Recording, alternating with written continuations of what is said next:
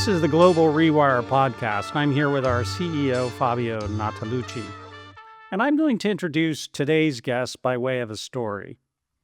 2 years ago, I had to get up at about 4 a.m. to go hear Tom Barkin, the Richmond Fed president, speak in Baltimore.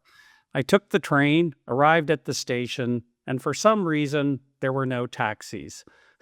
I was told that there was a school bus strike or something going on, and every taxi was taking kids to school, which is fine. So eventually I arrived at the event, and when I arrived, there was this person on stage telling the story of the Maryland economy in great detail, great charts, great data. I said to myself, gee, too bad Tom couldn't make it, but this Richmond Fed staffer is out of this world. Well, Tom was the next speaker, and he gave a very predictable speech. And afterwards, I plunged into the crowd, found Richmond Fed staff, and said, who was that staff person who was talking about the Maryland economy? And they looked at me and they said, she doesn't work for the Richmond Fed. That's Comptroller Brooke Lierman.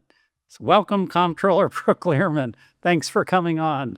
So one reason I wanted to get you on this show is you make the arguments from hard data and facts, and we love that here. In fact, I'm going to say this, the Anderson Institute, we don't have any political alignment whatsoever. We're independent. We're not funded by political parties or their influence groups. So beginning with the data, Comptroller Lierman, you know, the funny thing about demography, it's the only way you can see the future today. One of the few things, you can know the future today. So 10 years ago, one of your reports said that about 1/3 of your population was between 45 and 64. So now they're 55 and 74. I just wonder how states are going to attract workforce now that we have lower immigration, we have population aging, and even 20 years from now, our natality rates are kind of plunging. And I'll preface it a little more by saying this. A while ago, I was with Governor Youngkin, your neighbor, and he kind of put it in really stark terms, like this is going to be a war between the states for labor force. And he was thinking more about North Carolina because Virginia was suffering a heck of a lot of outmigration to North Carolina. Sure. So what about Maryland? How can you compete for workers? That's a great question. And you're right. Our demographics are changing, not just in Maryland, but around the country, right? In fact, 16% of our population today is 65 or older. About a quarter, a little more than a quarter, is 45 to 64. I now check that box. So yes, we are aging. But I think one of the things that has distinguished Maryland from some of our neighboring states, but certainly the nation as a whole, is our ability to attract highly skilled, highly educated immigrants from around the world to come work in our research spaces, our universities, our biotech centers, our amazing hospitals. And so I do think, despite the fact that right now, international immigration, we are seeing that the nation as a whole is losing workers. I do think in Maryland, we will continue to push to make sure that we are open, welcoming, and want our international workforce to look to Maryland as a new home.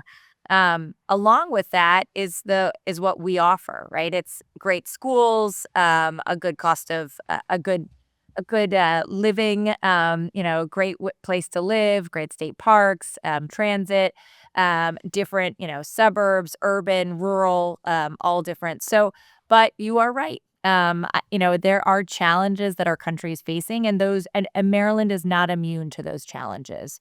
So I think it's incumbent on us in Maryland right now, leaders in Maryland right now, to figure out how we can position Maryland, not just in the next few years, but over the next decade, to be the place that folks want to move to after high school, after college, and then want to stay in and settle in for the long term. And there's a lot that goes into that on affordability, on schooling, on childcare, and more. But that sort of how do we attract and retain people in Maryland?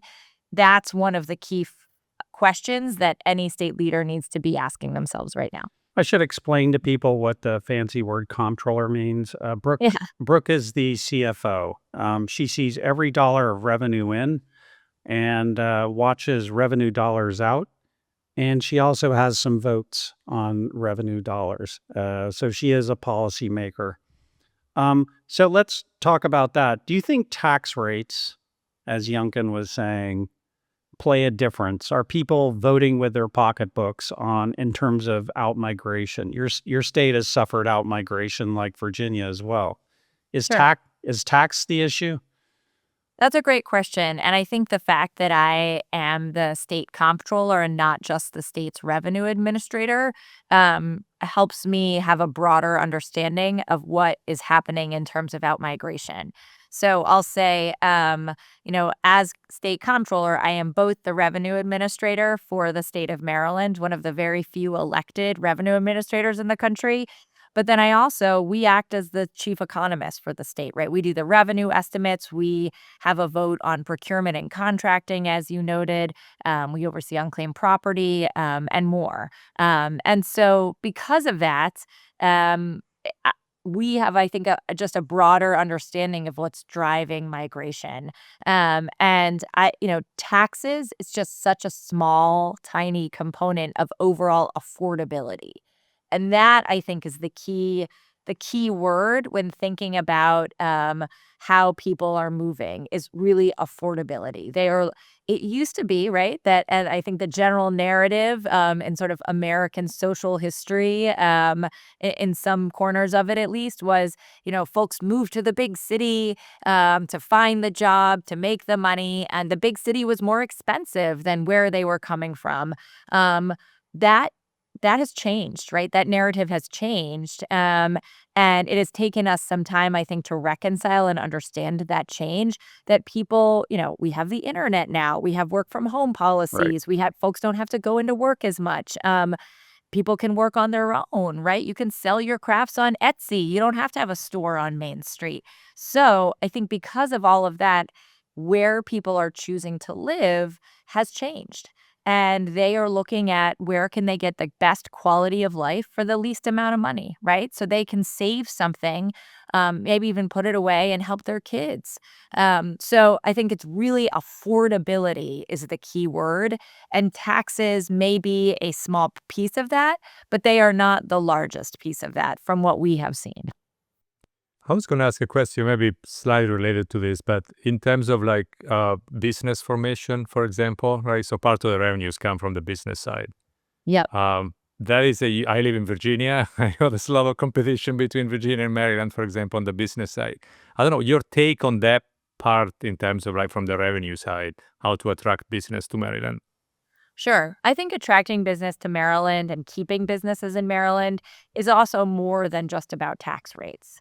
Because businesses, when I go around the state and I talk to CEOs, I have to tell you, taxes do not come up as the number one, two, or usually even third thing that business leaders are talking to me about.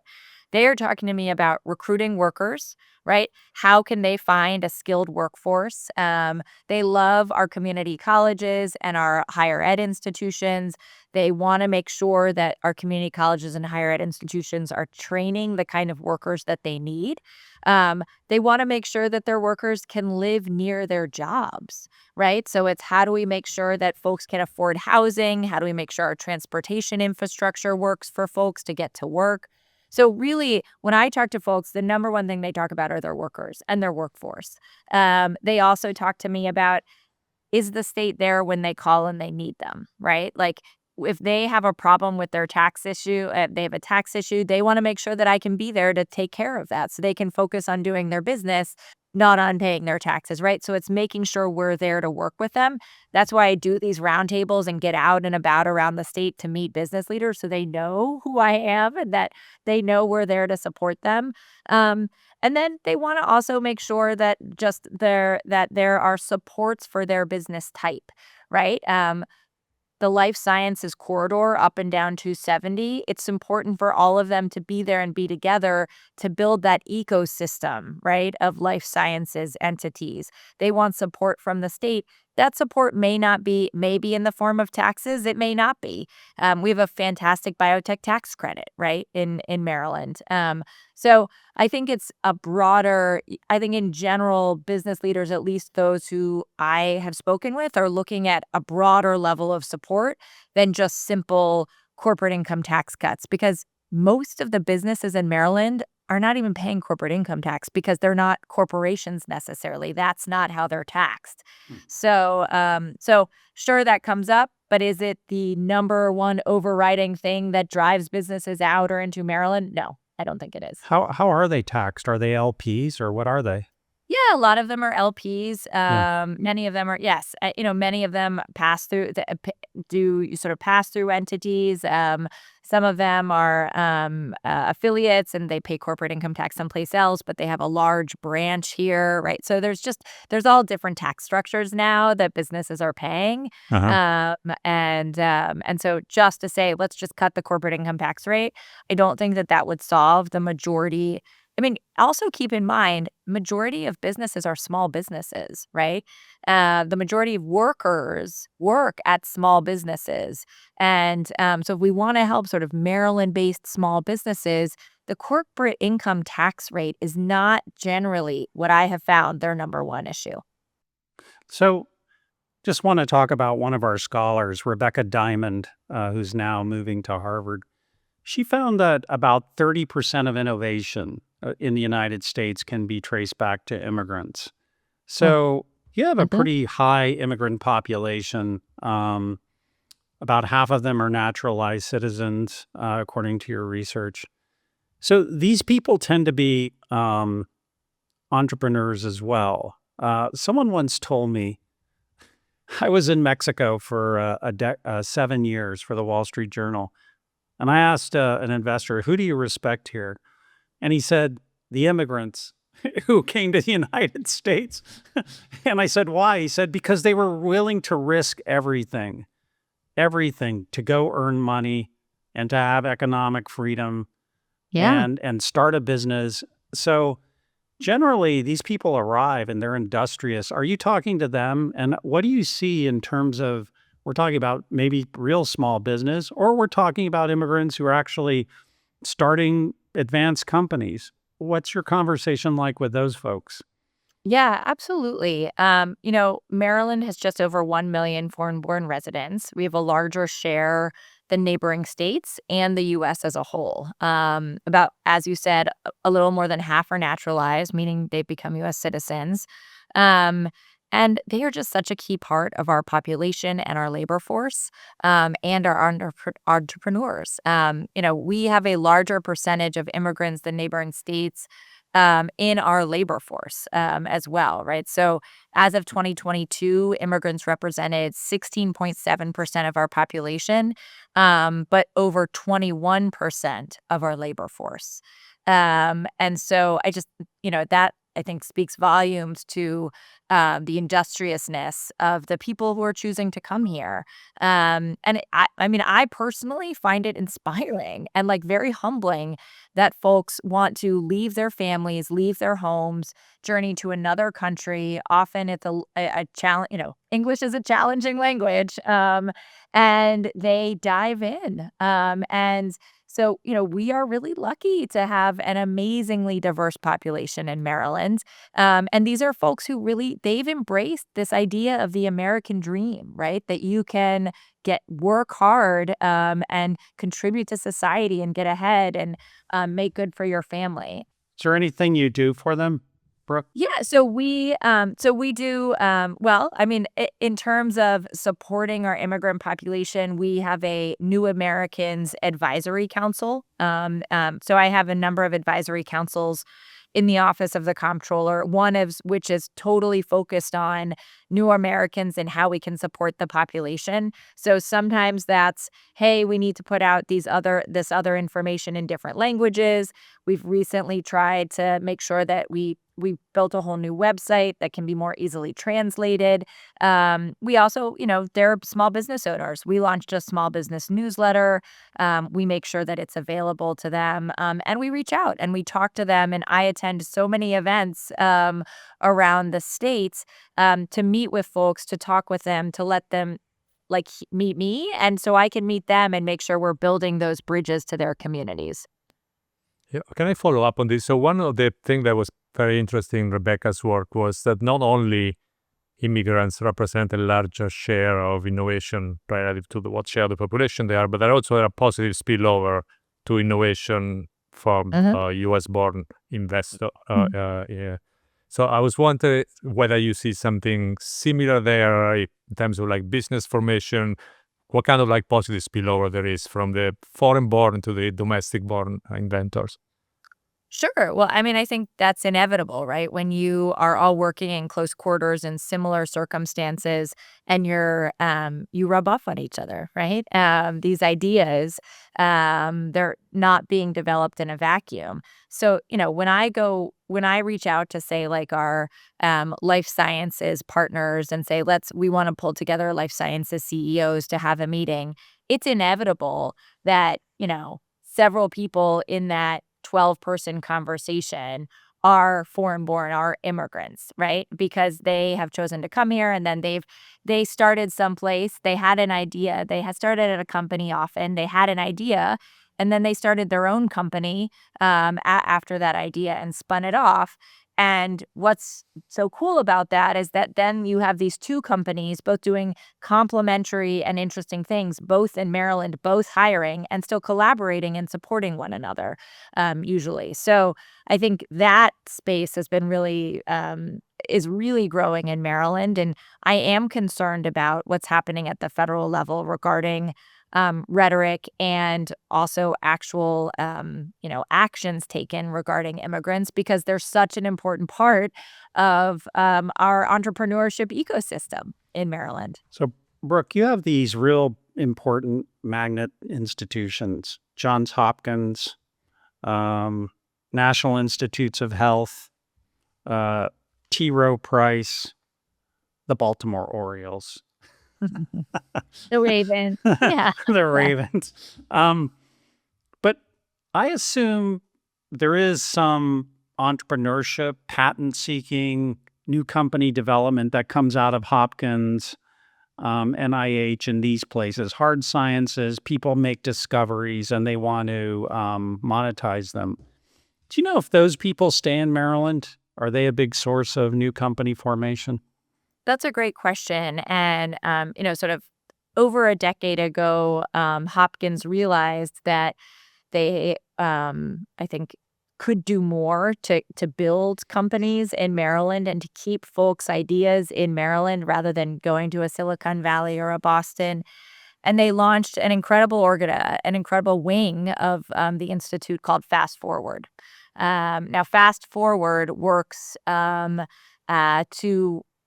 with Hopkins students, researchers, to bring their ideas to market.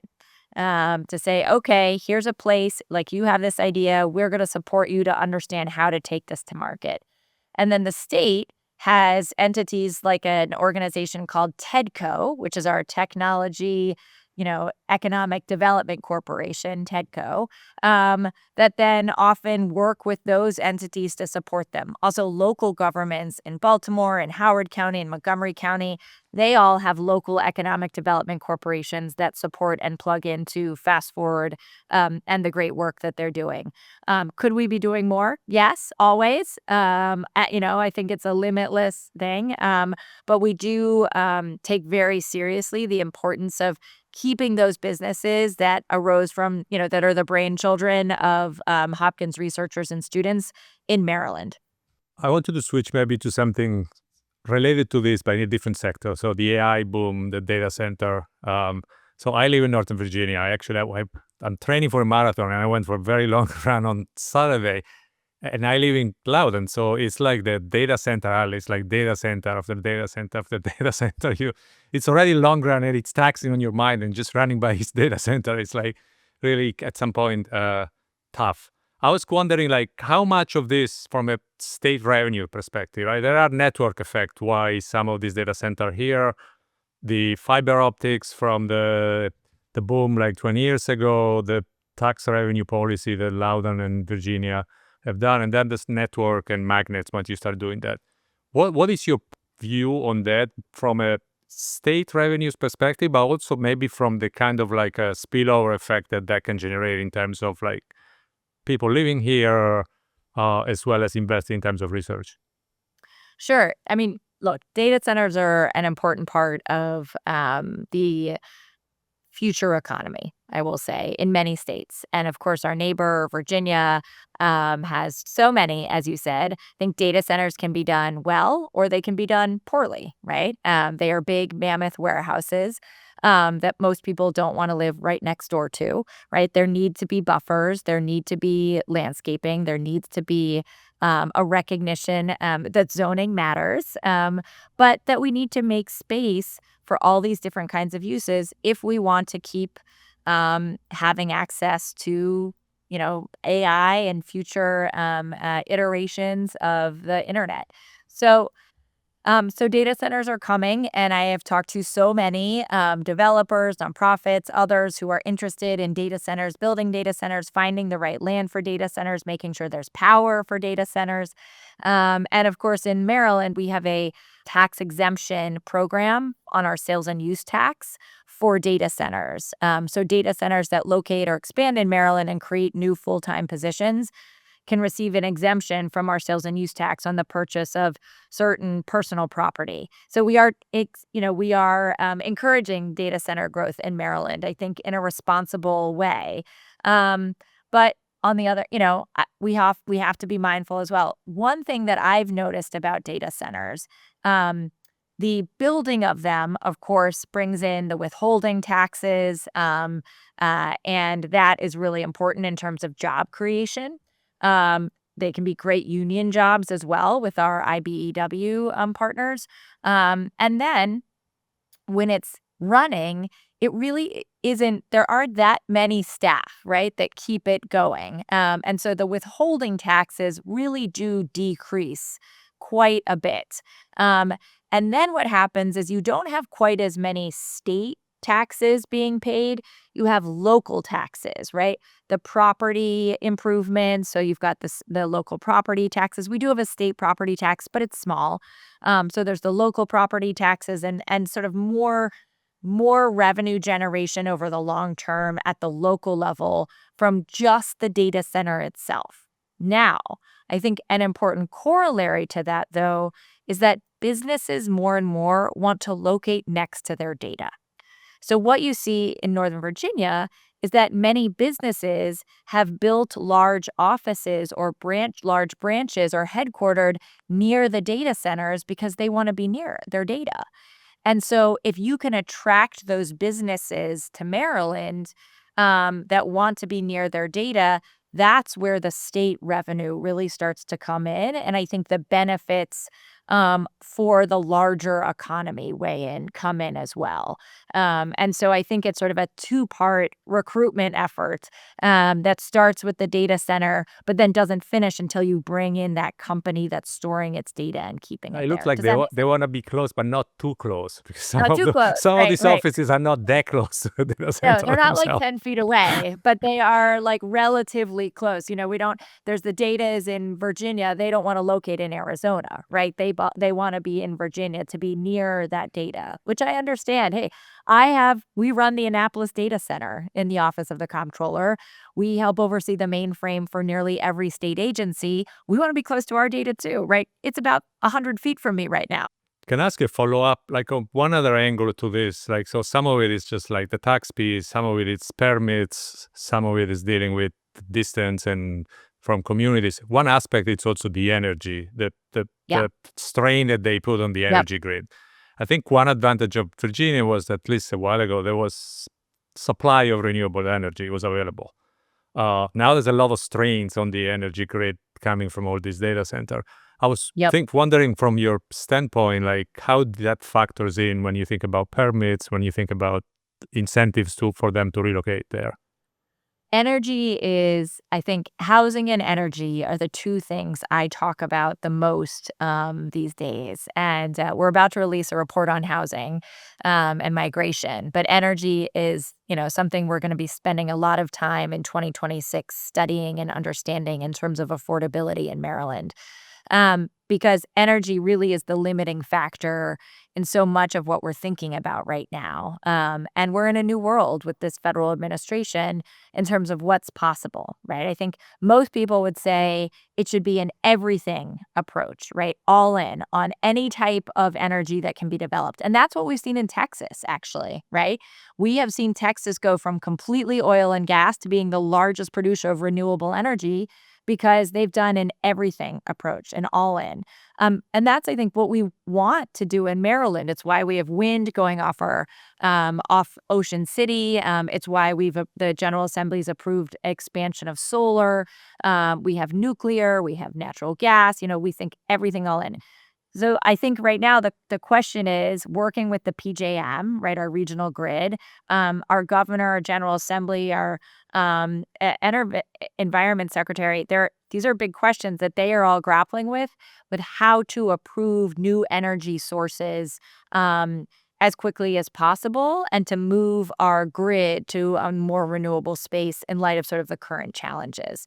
And I don't want to speak for them, but that is something that I know they're really focused on. And of course, it comes up with every data center because when you're locating a data center, you need to be near the energy. And so this is a huge question that they're all grappling with right now, but people are focused on and really, collaborating on. Can I ask, I just want to follow up because you're the tax expert, Brooke, and well, this just seems like such a pertinent question. So you're providing incentives for data centers, but they also gobble up, especially in Loudoun, for gosh sakes, tons of buildable land where people might live. and there is a shortage of buildable land. So and by the way, localities and states, not states, but localities get a lot of tax revenue from real estate tax. So what's the trade-off in your view from a Maryland perspective of giving that land to a data center versus maybe building homes or multifamily housing? It's a good question and an important one. I mean, we have to make space for it all, right? That's the challenge. Some of the spaces that are appropriate for data centers would not be as appropriate for housing, right? Maybe they're in fully zoned areas that are fully for warehouses anyways, right? Or there are spaces where it's, far off of a main road, there's no schools nearby, right? It doesn't make sense to build a big housing development there because just the infrastructure costs would be too large. So it is important to remember all the different uses that we need land for. And of course, we need housing in Maryland. We are in a housing crisis, and we need to make sure that we're making space. I would also argue, that we need to think about how to make sure that we're building all different types of housing. I live in a row house. I grew up in a single family home. I've lived in apartments in condos in my life, right? There's all different types at all different affordability levels. And I think, one of the things that I was proud to pass when I was a state delegate was to require every county in their comprehensive 10-year plan to include a housing piece.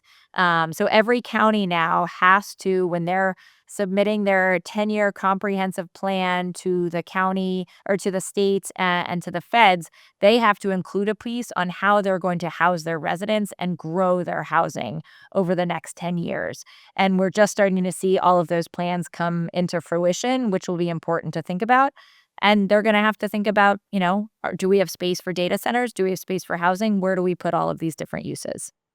You opened with affordability, and I don't know a single mother who tells me childcare is affordable. And given the plunge in natality rates, that's obviously a reason. It's just really hard if you're two working parents to afford childcare and have more children in childcare. It's fascinating that the state recently had childcare scholarships and seemed to exhaust 400 million of them very quickly. So I'm just wondering about what you can do to support larger families, because certainly, natality rates are important to the future workforce. And heck, who knows? Maybe if you have a larger family, more of those people stick around in Maryland. They We'll see. Yeah. I don't know where my kids will end up. So no, they have a while to go.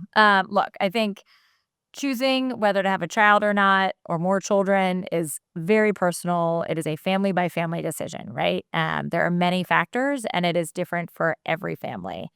But I think as state leaders, our job is to create an environment where residents can access opportunities and build lives as they see fit, right? So if they want to have children, that they feel that this is a good place and a place that would support them in having children.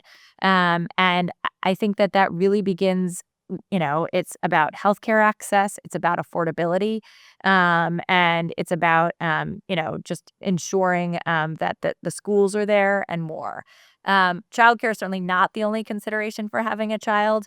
But when you build a more affordable Maryland and you create a state where there are childcare options, where you don't see your older friends struggling to figure out the childcare piece, when you don't hear, when you see, oh, this is like childcare is easily accessible. I could take them here or there and I can afford it. Like if that were the world that we lived in, it would make a difference, I think, to working parents. And if you look at, in fact, some of the counties in our country where natality rates are higher, some of them are around federal bases, military bases, because childcare is accessible there and free often. There's high quality childcare at federal bases. And so it is just very interesting to see some of the correlations. I'm not saying it's all causation, but there are correlations, right, between access. And, you see your friends struggling with figuring out how to make it work. Like it makes you be like, maybe I don't need that next child, right? You're thinking it through. So it's certainly, we want to do everything we can to build a state where childcare is more accessible and more affordable for everyone. Can I ask one follow-up then to this? What Yeah, about so another piece of that, it's also having schools, right? sure. Good public schools from the elementary school all the way up to state colleges where the tuition are way lower than they are. I have two kids at UEA, so I'm very glad for the in-state Oh, tuition. yes, So yes. how do you think about that progression at the same time, right? So this is another piece. It's not just the childcare. Eventually they grow up, they need to go to school. They do. Eventually they grow up and they need to go to school. And I think that's why the General Assembly, when I was a delegate, we passed something called the Blueprint for Maryland's Future, to really reimagine our public school system and to reinvigorate it. Maryland has had exceptional public schools for decades. But we saw ourselves slipping a little bit. We didn't want to get lazy. And so we passed legislation to make sure that we were both holding our schools accountable, that we were recruiting the best and the brightest teachers and paying those great teachers we have what they were worth so they would stay in the profession, right? Building it as a true career for teachers and educators, and making sure that kids in all parts of the state have access to a high quality public school education. I am the product of Maryland Public High School. My kids are thriving at Maryland public schools right now in Baltimore City. They attend Baltimore City Public Schools and are thriving. And so we want to make sure that parents everywhere have access to those great schools. And that was part of the Blueprint for Maryland's Future. And we're going to keep making sure that we and our General Assembly and Governor are very focused on that work. That law, Fabio, was incredible. It was controversial because of the way counties had to share, I guess, the tax to fund it. But Yep. what I liked about it is it looked at kids and said, maybe they need dental work, maybe they need a meal, It looked at the whole person and said education is about a lot more than showing up and going to class. These kids have to be in good physical and mental shape, and it provided resources for that. I thought it was outstanding. Thank you. Yeah. That's nice to hear. I was very proud of it. They need to have breakfast before they can go to school. If they don't have Yep. breakfast, they're So, not right. So I will tell you, like in Baltimore City Public Schools, we are a community eligibility district. So every child in Baltimore City Public Schools is offered free breakfast and free lunch. So my kids have lunch every day at school, and it really erases barriers between sort of that, so-called haves and have-nots. It's an amazing system, and schools across the state are doing that now. And we've created these community school programs where there's a coordinator at schools to work with the parents. Like if there's absenteeism issues, which students across the nation have struggled with, making sure we're reaching out to those parents to get them into school. And so you see our reading rates going up, right? We're working on math now, but our reading rates are going up. It's exciting to see, and really the recovery from COVID and the pandemic. But I think the future is bright for our public schools. We've just got to keep investing. With that, thanks a lot. It's great to have a real tax person at an institute funded by Anderson Tax of all people. So thanks a lot, Comptroller Lierman, for coming on. I learned a lot, especially, about everything, but the data center component was fascinating, and it was just a great conversation. Thanks a lot. Thank you so much for doing this and providing space for these discussions. Really look forward to keeping in touch and collaborating in the future. Have a great day. Thank Thank you. you for joining us. Thank you.